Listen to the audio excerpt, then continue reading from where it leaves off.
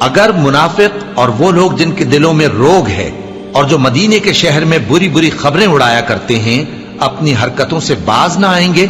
تو ہم تم کو ان کے پیچھے لگا دیں گے، پھر وہ تمہارے پڑوس میں نہ رہ سکیں گے مگر تھوڑے دن، وہ بھی پھٹکارے ہوئے، جہاں پائے گئے پکڑے گئے اور جان سے مار ڈالے گئے۔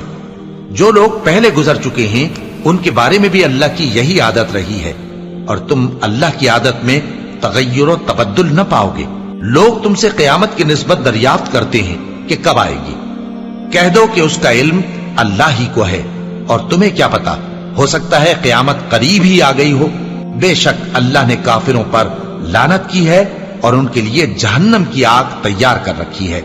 اس میں وہ ہمیشہ ہمیشہ رہیں گے، نہ کسی کو دوست پائیں گے اور نہ مددگار۔ جس دن ان کے چہرے آگ میں الٹ پلٹ کیے جائیں گے تو کہیں گے اے کاش ہم اللہ کی فرما برداری کرتے اور رسول صلی اللہ علیہ وآلہ وسلم کا حکم مانتے، اور کہیں گے کہ اے ہمارے پروردگار، ہم نے اپنے سرداروں اور بڑوں کا کہا مانا تو انہوں نے ہم کو رستے سے بھٹکا دیا، اے ہمارے پروردگار ان کو دگنا عذاب دے اور ان پر بڑی لعنت کر۔ مومنو، تم ان لوگوں جیسے نہ ہونا جنہوں نے موسیٰ کو عیب لگا کر رنج پہنچایا تو اللہ نے ان کو بے عیب ثابت کر دیا اور وہ اللہ کے نزدیک آبرو والے تھے۔